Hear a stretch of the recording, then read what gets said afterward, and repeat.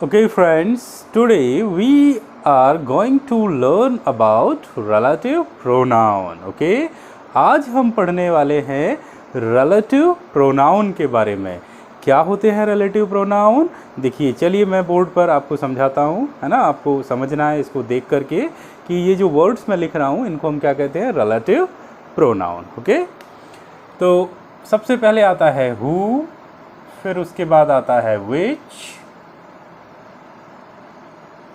फिर आता है whom, फिर है whose, फिर है that, as, but और what. ये जो वर्ड्स हैं ये आपको दिखाई दे रहे हैं। ये जो वर्ड्स हैं जनरली इनको हम क्वेश्चन बनाने के लिए भी यूज़ करते हैं, लेकिन वो अलग सिचुएशन हो जाती है, वहाँ पर हम है ना इंटरोगेटिव क्वेश्चन बनाने में इनका यूज़ करेंगे। तब हम इनको ना देखेंगे। ये भी एक मैं वीडियो बनाऊंगा इसके ऊपर, जिसमें ये जो वर्ड्स हैं हु, विच, हुम, हुज एंड व्हाट, ये सब क्या है इंटरोगेटिव प्रोनाउन की तरह यूज़ होते हैं। वो हम देखेंगे कैसे होगा। लेकिन आज हम पढ़ने वाले हैं रिलेटिव प्रोनाउन। ये जो वर्ड्स हैं इनको हम रिलेटिव प्रोनाउन की तरह भी यूज़ करते हैं। एक्चुअल में रिलेटिव प्रोनाउन क्या होता है? रिलेटिव प्रोनाउन का मतलब होता है ये ऐसे वर्ड्स या ऐसे शब्द जो दो वर्ड्स या दो सेंटेंसेस को एक साथ कनेक्ट करने के लिए यूज़ होते हैं। इनको हम कनेक्टिव वर्ड्स या फिर कंजंक्शंस भी कहते हैं, है ना। ये कनेक्टिव प्रोनाउंस भी कहलाते हैं। ठीक, तो आपको कंफ्यूज नहीं होना है। अगर कहीं पर मान लीजिए कि लिखा है कनेक्टिव प्रोनाउन या लिखा है कंजंक्शंस, ठीक है, कनेक्टिव वर्ड्स, तो ये रिलेटिव प्रोनाउंस ही होते हैं, है ना। उनका यूज़ हम, ये वर्ड्स को हम रिलेटिव प्रोनाउन भी कह सकते हैं और कनेक्टिव प्रोनाउंस भी कह सकते हैं। चलिए, ठीक है। तो देखिए, ये जो वर्ड्स हैं इनको हम सेंटेंस में कैसे जोड़ते हैं, कैसे इनका यूज़ करते हैं। तो सबसे पहले एक सेंटेंस में लिखता हूँ यहाँ पर, है ना, वो हमें बताएगा कि कैसे हम इनको यहाँ पर यूज़ करते हैं। I met Veena who was returning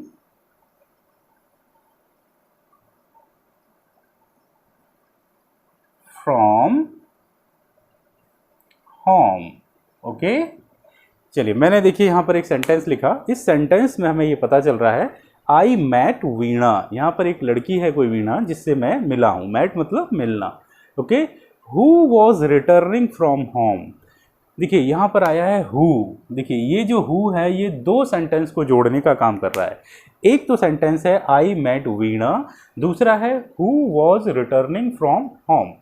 ठीक है, ये जो दो सेंटेंस हैं जिनको हु कनेक्ट कर रहा है, इसलिए हम इसको कहते हैं कनेक्टिव वर्ड्स या कनेक्टिव प्रोनाउन। इन्हीं को हम कहते हैं relative pronoun. Okay, I met Veena who was returning from home. तो इस पूरे सेंटेंस का मतलब है कि मैं वीणा से मिला जो घर से लौट रही थी, है ना। तो यहाँ पर जो हु है उसका मतलब निकलेगा जो, हिंदी में अगर हम मतलब इसका समझें तो, है ना। तो जब हम इसका यूज़ रिलेटिव प्रोनाउन में करते हैं तो ये बन जाता है जो। अगर हम इसका यूज़ इंटरोगेटिव प्रोनाउन में करते तो वहाँ पर इसका मतलब होता कौन, है ना। हु मतलब कौन। ठीक है, यहाँ पर जब हम सेंटेंस को जोड़ते हैं तो ये इसका मतलब कौन नहीं होता, ये होता है जो, है ना, जिसके बारे में हम बात कर रहे हैं। ठीक है, हिंदी में मतलब I met Veena who was returning from home. तो आप लोगों को यहाँ पर एक चीज़ और मैं बताना चाहता हूँ कि जब भी हम रिलेटिव प्रोनाउन का यूज़ करते हैं दो सेंटेंस को कनेक्ट करने के लिए, तो आप लोगों को एक चीज़ ध्यान रखना है। क्या ध्यान रखना है? यहाँ पर ये एक, जब भी आप ये रिलेटिव प्रोनाउन का यूज़ करोगे तो यहाँ पर आपसे पहले एक आपको नाउन या नाउन इक्विवेलेंट मिलता है। क्या मिलता है हमें? यहाँ पर एक नाउन, या हम इसको कहते हैं नाउन इक्विवेलेंट वर्ड। इस वर्ड को हम कहते हैं antecedent. Okay, this is called antecedent. Antecedent वो वर्ड होता है जो ठीक इस रिलेटिव प्रोनाउन से पहले आता है, जिसे हम नाउन या नाउन इक्विवेलेंट कहते हैं। ठीक है, तो एक बात तो आपको ये याद रखनी कि एंटीसीडेंट क्या होता है हमारे इस सेंटेंस में। दूसरी चीज आपको ये याद रखनी है कि इस दो सेंटेंस जिसको हम कनेक्ट कर रहे हैं रिलेटिव प्रोनाउन से, तो जिस सेंटेंस के साथ रिलेटिव प्रोनाउन आता है वो कहलाता है हमारा सबऑर्डिनेट क्लॉज। सबऑर्डिनेट क्लॉज का मतलब ऐसा सेंटेंस या ऐसा क्लॉज जो दूसरे क्लॉज पर डिपेंड करता है। इसमें दो क्लॉज होंगे, एक होगा मैन क्लॉज, दूसरा होता है सबऑर्डिनेट क्लॉज। मैन क्लॉज क्या होता है ना, वो सेंटेंस, ये दो सेंटेंस कनेक्ट है ना, तो एक सेंटेंस जिस पे पूरा सेंटेंस डिपेंड करता है ना, यानी कि आई मैट वीणा, है ना, यहाँ पर ये क्या हो जाएगा, मैन क्लॉज होगा। मैन क्लॉज वो सेंटेंस होता है जिस पर सबऑर्डिनेट क्लॉज डिपेंड करता है ना। मैन क्लॉज किसी पर डिपेंड नहीं करता, उसका अपना इंडिपेंडेंट मीनिंग होता है। यहाँ पर देखिए, who was returning from home, कौन रिटर्न हो रहा है, कौन आ रहा है घर से, ये डिपेंड कर रहा है फर्स्ट वाले सेंटेंस पर जिसमें कौन है, वीणा है ना। तो ये सेंटेंस इस पर डिपेंड कर रहा है, इसको हम कहते हैं सबऑर्डिनेट क्लॉज। तो जब भी हम किसी रिलेटिव प्रोनाउन का यूज करके सेंटेंस कनेक्ट करेंगे तो उसमें एक क्लॉज होगा सबऑर्डिनेट, दूसरा होगा मैन क्लॉज। ओके, तो ये मैन क्लॉज है, ये सबऑर्डिनेट क्लॉज है। ऐसे ही और भी सेंटेंस हम देखेंगे यहाँ पर। अच्छा, अब एक चीज और मैं यहाँ पर ऐड करना चाहता हूँ कि ये जो हम रिलेटिव प्रोनाउन यूज करते हैं, है ना, ये तीनों तरीके से यूज हो सकते हैं, नॉमिनेटिव केस में, ऑब्जेक्टिव केस में, और ये किसी मैं कहना चाहूँगा कि किसी भी प्रीपोजिशन के ऑब्जेक्ट के रूप में भी ये यूज हो सकता है। यानी कि ये सब्जेक्ट भी हो सकता है रिलेटिव प्रोनाउन, ये वर्ब का ऑब्जेक्ट भी हो सकता है, और ये प्रीपोजिशन का ऑब्जेक्ट भी हो सकता है ना। तो ये कई जगह पर यूज होता है, ये हमें ध्यान रखना है। अब मैंने याद करिए, आपको पुराने वीडियोस में मैंने ये सब समझा रखा है कि नॉमिनेटिव क्लॉज के नॉमिनेटिव केस क्या होता है ना, ऑब्जेक्टिव केस क्या होते हैं, बाकी प्रीपोजिशंस का ऑब्जेक्ट क्या होता है। तो अगर आपको ये सब समझना है तो मेरे पुराने वीडियोस आप देख सकते हैं, है ना। मैं दोबारा इसको रिपीट करके आप लोगों का टाइम वेस्ट नहीं करूँगा। ओके, चलिए आगे बढ़ते हैं अब हम। तो मैंने फर्स्ट आपको अच्छे से समझाया, ये क्या है, I met Veena who was returning from home. तो अगर ऐसे सेंटेंस जिसमें जो लगाना है या सेंटेंस कनेक्ट करना है तो हम हु का यूज करेंगे। ओके, नेक्स्ट सेंटेंस पर आते हैं हम। नेक्स्ट सेंटेंस हमारा है, okay, I am writing next sentence here. नीलू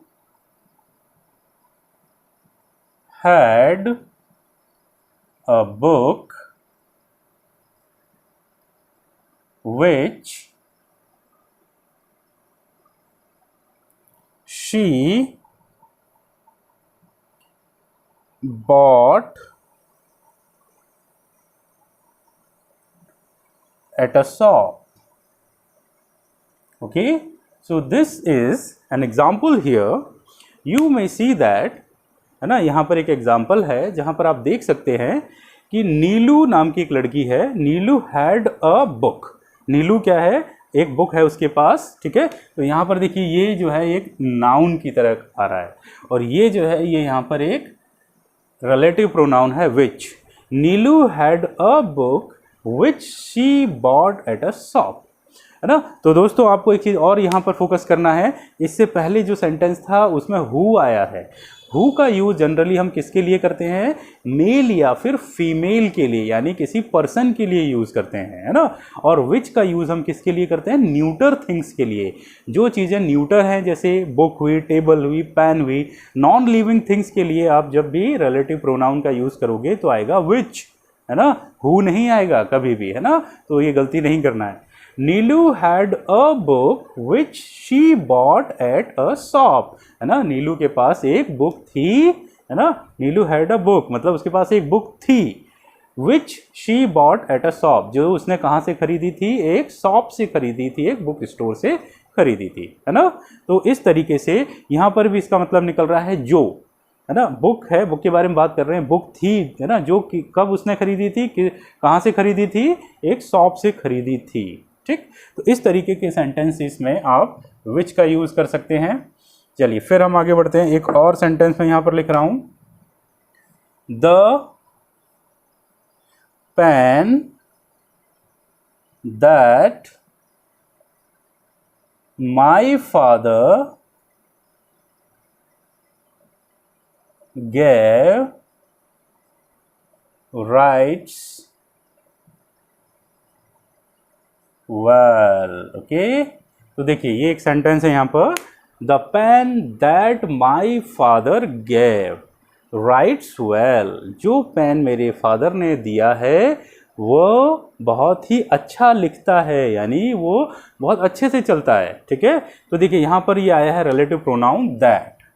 ये भी यहाँ पर क्या है, रिलेटिव प्रोनाउन है, कनेक्टिव वर्ड्स है। देखिए द पेन यहाँ पर नाउन है, देखो ये, उसके बाद ये रिलेटिव प्रोनाउन आया है, तो ये एंटीसीडेंट है। ठीक है, और ये जो है दैट, ये दोनों सेंटेंस को कनेक्ट कर रहा है, ये इधर वाला और इधर वाला।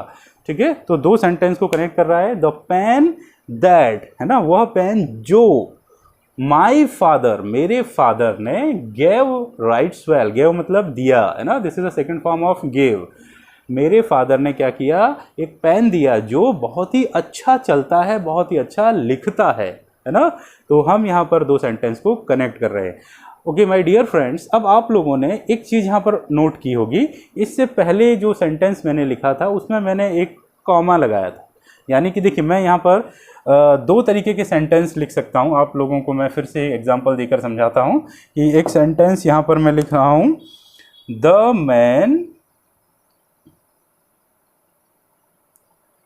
Who lived there died yesterday। Okay, चलिए देखिए एक तो ये सेंटेंस हो गया। एक सेंटेंस में यहाँ पर और लिखता हूँ, है ना। मैं यहाँ पर एक सेंटेंस लिख रहा हूँ, he has bot a car which is white। ठीक है, तो चलिए अब आपको यहाँ पर थोड़ा सा फोकस करना है, दोनों में क्या फ़र्क है ना। ये दोनों में आप देखोगे, चलिए मैं एक बार अच्छे से इसको समझाता हूँ कि है क्या ये। The man who lived there died yesterday, यहाँ पर आया है हु। ठीक, यहाँ पर जो हु है और ये जो द मैन है, इसके बीच में कहीं पर कोई कॉमा नहीं लगा है ना। ये जो रिलेटिव प्रोनाउन है और जो एंटीसीडेंट वर्ड है, जो नाउन इक्विवेलेंट वर्ड है या नाउन है, उसके बीच में कहीं पर भी कोई पॉज नहीं है, दोनों को एक साथ कनेक्ट किया गया है। The man who lived there died yesterday, है ना। एक मैन है, एक व्यक्ति है जो कहाँ रहता है, वो कहीं रहता है। लिव्ड देयर मतलब वहाँ रहता है। डाइड यस्टरडे जो कल, है ना, उसकी मौत हो गई है, जो कल मर गया है। ओके, तो इस पूरे का मतलब है the man who lived there died yesterday. अब यहाँ पर एक चीज़ हमने देखी, यहाँ कहीं कॉमा नहीं है, लेकिन इसमें कॉमा है, देखो यहाँ लगा हुआ है। ओके, तो यहाँ पर पॉज है बीच में। He has bought a car which is white. यहाँ पर कहा गया है कि उसने, ही मतलब कोई व्यक्ति है, he has bought a car, उसने एक कार खरीदी। बॉट इज अ सेकंड और थर्ड फॉर्म ऑफ बाई, है ना। ये यहाँ पर क्या आया, हैज़ आया। हैज़ कब आता है, जब हम प्रेजेंट परफेक्ट टेंस की बात करते हैं। This is a present perfect tense. Present perfect में वर्ब का हमेशा थर्ड फॉर्म होता है। ये आप लोगों को मैं टेंस वाली वीडियोज़ में सिखाऊंगा। He has bought a car, उसने क्या की, एक कार खरीद ली। ठीक है, कॉमा विच इज वाइट, जिसका कलर क्या है, वाइट है। तो दोनों में बेसिक डिफरेंस ये है, ये जो होता है इसको हम कहते हैं रेस्ट्रिक्टिव यूज। रेस्ट्रिक्टिव यूज, और ये वाला जो होता है इसको हम कहते हैं कंटिन्यूएटिव यूज। तो अब आपको दो चीजें समझ में आना चाहिए कि हम जब भी इस रिलेटिव प्रोनाउन का यूज़ करते हैं तो ये दो तरीके से यूज़ होता है। पहला होता है restrictive use of relative pronoun, दूसरा होता है कंटिन्यूएटिव यूज़ ऑफ रिलेटिव प्रोनाउन।